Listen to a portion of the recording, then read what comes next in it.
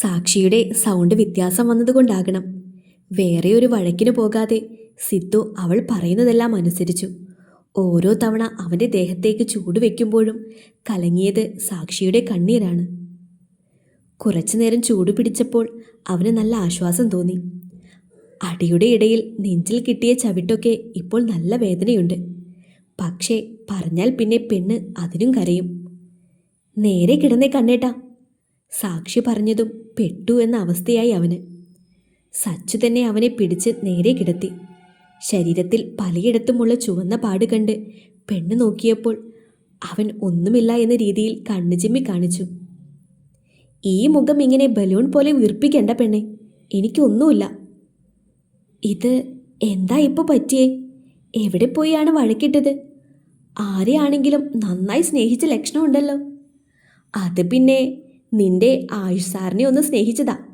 അങ്ങോട്ട് കൊടുക്കുന്ന കൂട്ടത്തിൽ കുറച്ചിങ്ങോട്ടും കിട്ടി. ഒരു ഗിവ് ആൻഡ് ടേക്ക് പോളിസി. എന്തായാലും ഒരു 2 മാസം സാറ് ലീവിലായിരിക്കും. അതെന്താ ഈ 2 മാസം? സാറിൻ്റെ കൈ ഒടിഞ്ഞു എന്ന് തോന്നുന്നു. പിന്നെ നടക്കാൻ നല്ല ബുദ്ധിമുട്ടുണ്ടായിരുന്നു. ചെറുതായി നെറ്റി പൊട്ടി. പിന്നെ ബോഡി മുഴുവൻ കുറച്ച് ദിവസത്തേക്ക് നല്ല വേദനയായിരിക്കും. മൂക്കിൻ്റെ പാലത്തിന് എന്തെങ്കിലും പറ്റിയോ എന്നൊരു സംശയമുണ്ട്. അത് തന്നെ കാര്യം. എന്തിനാ കണ്ണേട്ടാ വെറുതെ വഴക്കിന് പോയത്? അറിയില്ലേ, എനിക്കും വൈച്ചുവിനും വേറെ ആരും ഇല്ല എന്ന്. എന്തെങ്കിലും പറ്റിയാൽ പിന്നെ ഞങ്ങൾക്ക് ആരാ ഉള്ളത്? മനഃപൂർവ്വം പോയതല്ല. അവൻ ചെയ്ത പരിപാടിക്ക് ഇത്രയെങ്കിലും ചെയ്തില്ല എങ്കിൽ എനിക്ക് സമാധാനം കിട്ടില്ല. ഇപ്പോൾ നല്ല റിലാക്സേഷൻ ഉണ്ട്. കണ്ണേട്ടനെല്ലാം തമാശയാണ്. ഒരുപാട് വേദന എടുത്തില്ലേ? നമുക്ക് ഹോസ്പിറ്റലിൽ പോകാം, വാ. എനിക്കൊരു വേദനയൊന്നുമില്ല എൻ്റെ പൊന്നെ. ഇതൊക്കെ സാധാരണ അടി കൂടുമ്പോൾ ഉണ്ടാകുന്നതല്ലേ. നിന്റെ ദിക്കൂട്ടൻ നല്ല കുട്ടിയായിരുന്നു എന്ന് വെച്ച് ഞാൻ എന്ത് ചെയ്യാനാ? എൻ്റെ ദിക്കൂട്ടൻ അടിയൊക്കെ ഇടും. പക്ഷേ ഒരു ദിവസം അടിയിടുന്ന കൂട്ടത്തിൽ ആരുടെയോ കയ്യിൽ നിന്നും എനിക്കും കിട്ടി. അത് ദിക്കൂട്ടന് വിഷമായി. പിന്നെ അങ്ങനെ അടിയിടാനൊന്നും പോയിട്ടില്ല. എന്ത് നല്ല ചേട്ടനും അനിയത്തിയും. സമയം കുറേയായി, നീ കിടക്കുന്നില്ലേ? അതോ ഇനി നാളെ സൺഡേ ആയതുകൊണ്ട് ലേറ്റായി ആണോ കിടക്കാൻ ഉദ്ദേശം? ഉറക്കം വരുന്നില്ല. സാക്ഷി പറഞ്ഞതും സിദ്ധു അവളെ നെഞ്ചിലേക്കിട്ടതും ഒരുമിച്ചായിരുന്നു. ഉറക്കം കളയാനും വേണ്ടി ഒന്നുമില്ല. ഇതൊക്കെ അതിൻ്റെ സ്പിരിറ്റിൽ എടുത്താൽ പോരെ മോളെ. എന്തിനാ നീ ഇങ്ങനെ സെൻറ്റിയാകുന്നത്? എന്ത് പറഞ്ഞാലും ഉടനെ കണ്ണ് നിറയ്ക്കും. നീ കുറച്ചുകൂടി സ്ട്രോങ് ആകണം സച്ചു. ഇതും പറഞ്ഞ് അവളുടെ കഴുത്തിൽ മുഖം പൂഴ്ത്തി. സ്ട്രോങ് ആകുന്നത് ഇങ്ങനെയാണോ കണ്ണേട്ടാ? സിദ്ധുവിൻ്റെ കൊഞ്ചലോടെയുള്ള സംസാരം കേട്ടതും അവൾ ചിരിച്ചുകൊണ്ട് അവൻ്റെ തലയിൽ തലോടി. സിദ്ധു ഉറങ്ങിയെന്ന് തോന്നിയതും അവൻ്റെ മുഖത്തേക്ക് കിടന്ന മുടിയിഴകൾ മാറ്റി നെറുകയിൽ ചുംബിച്ച് ഒന്നുകൂടി തന്നിലേക്ക് ചേർത്ത് പിടിച്ച് നിദ്രയെ പുലുകി അവൾ. രാവിലെ സിദ്ധു ഉണരുമ്പോൾ സാക്ഷി നല്ല ഉറക്കമാണ്. ഒരു പൂച്ചക്കുഞ്ഞിനെ പോലെ അവൻ്റെ നെഞ്ചിൽ ഒട്ടിക്കിടക്കുന്ന അവളോട് അവന് വാത്സല്യം തോന്നി. ഒരുപാട് ആഗ്രഹിച്ചിട്ടുണ്ട് നിന്നെ ഇങ്ങനെ എൻ്റെ നെഞ്ചിൽ ചേർന്ന് കാണാൻ. ആയുഷ് നിന്റെ മനസ്സിലില്ല എന്ന് അറിഞ്ഞ നിമിഷം തീരുമാനിച്ചതുമാണ്.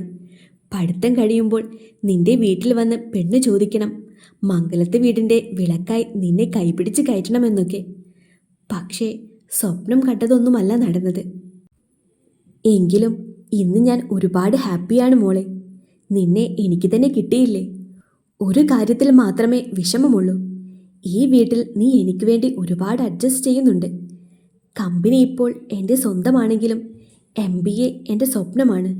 അത് കിട്ടാതെ ബിസിനസ് ഫീൽഡിൽ നേരിട്ടിറങ്ങില്ല എന്ന വാശിയും.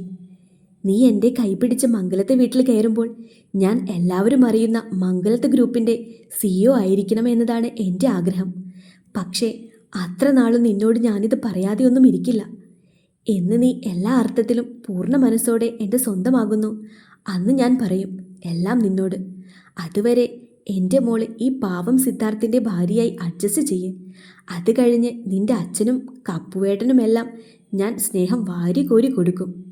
സാക്ഷിയെ ഉറക്കത്തിൽ നിന്നും വിളിക്കാതെ സിദ്ധു തന്നെ അടുക്കള ജോലി ഏറ്റെടുത്തപ്പോഴാണ് അവനെ പുറകിൽ കൂടി 2 കൈവന്ന് വരിഞ്ഞു മുറുക്കിയത്. രാവിലെ എന്തിനാ വിച്ചൂട്ടാ ഉണർന്നത്? കുറച്ചു നേരം കൂടി ഉറങ്ങിക്കൂടെ നിനക്ക്? ഇനി എനിക്ക് ഉറക്കം വരില്ല കണ്ണാപ്പി. ഏട്ടത്തി എവിടെ? ഏട്ടത്തിയോ? അത് പിന്നെ ഏട്ടൻ്റെ ഭാര്യ ഏട്ടത്തി. പക്ഷേ അതെപ്പോഴും വിളിക്കില്ല. സ്നേഹം കൂടുമ്പോൾ മാത്രം. രാവിലെ സ്നേഹം കൂടാനുള്ള കാരണം, നാളെ ഒരു അസൈൻമെൻ്റ് ഉണ്ട്. എനിക്കൊന്നും അറിയില്ല, അമ്മാളു ചെയ്തു തരാമെന്ന് പറഞ്ഞു. നിന്നെ പഠിക്കാനല്ലേ ഞാൻ സ്കൂളിൽ വിടുന്നത്. കണ്ണാപ്പി രാവിലെ തന്നെ ആംഗ്രി ബേർഡ് ആകണ്ട. എനിക്ക് ഡൗട്ടുള്ളത് മാത്രം അമ്മാളു പറഞ്ഞു തരൂ. ബാക്കി ചോദിക്കുമ്പോൾ പറയും കണ്ണാപ്പിയോട് പറഞ്ഞു കൊടുക്കുമെന്ന്. ഞാൻ സീരിയസ് ആയിട്ടൊരു കാര്യം ചോദിക്കട്ടെ വിച്ചു? എന്താ ഏട്ടാ? നിന്റെ ക്ലാസ് കഴിയാൻ ഇനി 2 മാസം കൂടിയല്ലേ ഉള്ളൂ. അത് കഴിഞ്ഞ് എന്താ പരിപാടി? ഏത് കോഴ്സ് പഠിക്കണം? എവിടെ പഠിക്കണം നിനക്ക്? ഒന്ന് ശ്വാസം വിട്ട് ചോദിക്കേട്ടാ.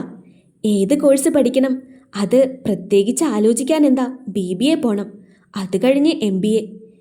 പിന്നെ എൻ്റെ അച്ഛൻ എനിക്ക് വേണ്ടി ഇട്ടേക്കുന്ന ബിസിനസ് ഏറ്റെടുത്ത് ഏട്ടനെ പോലെ ഒരു ബിസിനസ്മാൻ ആകണം. പിന്നെ എവിടെ പഠിക്കണമെന്നത്.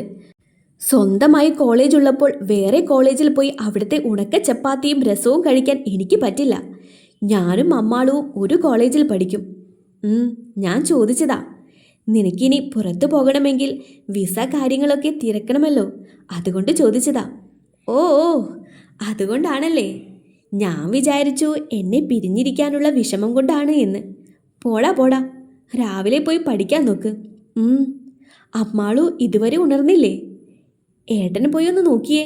സാധാരണ ഇങ്ങനെ ഉറങ്ങാറില്ലല്ലോ. ഞാൻ നോക്കട്ടെ, നീ ദോശ നോക്ക്. റൂമിലെത്തിയ സിദ്ധു കാണുന്നത് കട്ടിലിൽ ചുരുണ്ടുകൂടി കിടക്കുന്ന സാക്ഷിയാണ്. തലയിണ വയറിൽ വെച്ച് അമർത്തിയിട്ടുമുണ്ട്. സച്ചു, ഡി സമയം കണ്ടോ? എഴുന്നേൽക്കുന്നില്ലേ? എനിക്ക് വയ്യ കണ്ണേട്ടാ. എന്തു പറ്റി? പീരീഡ്സ് ആയി. TV-യിലെ പരസ്യത്തിലും ക്ലാസ്സിൽ ടീച്ചർ പഠിപ്പിച്ചപ്പോഴുമല്ലാതെ സിദ്ധുവിന് പെട്ടെന്ന് എന്ത് ചെയ്യണമെന്നറിയാത്ത അവസ്ഥയായി പോയി. പെട്ടെന്ന് ബോധം വന്നപ്പോൾ അവൻ സമയം കളയാതെ അർജുനെ വിളിച്ചു. ഡാ അർജു. എന്താടാ? രാവിലെ ഉറങ്ങാനും സമ്മതിക്കില്ലേ നീ? അതല്ല മോനെ, ഒരു ഹെൽപ്പ്. എന്ത് ഹെൽപ്പ് ഈ രാവിലെ തന്നെ? ഈ പീരീഡ്സ് വന്നാൽ നമ്മൾ എന്താ ചെയ്യേണ്ടത്? രാവിലെ ആരാടാ നിന്റെ തലയ്ക്കടിച്ചത്? രാവിലെ ആരും അടിച്ചതല്ല, സച്ചുവിന് വയ്യ. എനിക്ക് അറിയില്ലടാ എന്ത് ചെയ്യണമെന്ന്. അങ്ങനെ ചോദിക്കണമെന്നും അറിയില്ല. മനസ്സിലായി. നീ ആദ്യം അവൾക്ക് മെഡിക്കൽ സ്റ്റോറിൽ പോയി പാഡ് വാങ്ങി കൊടുക്ക്.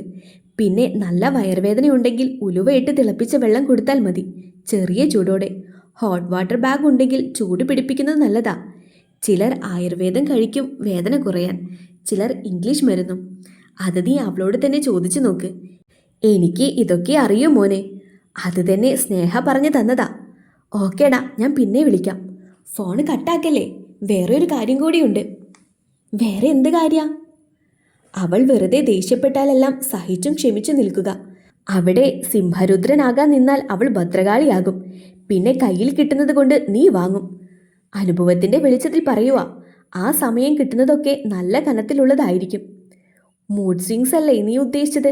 മനസ്സിലായി. മോൻ കിടന്നുറങ്ങിക്കോ. ഇന്ന് ഞാൻ അങ്ങോട്ടേക്ക് ഇറങ്ങുന്നില്ല. ഓക്കെ മോനെ, ഗുഡ് നൈറ്റ്. കടയിൽ പോയി വന്നപ്പോഴും സാക്ഷി കിടക്കുകയായിരുന്നു.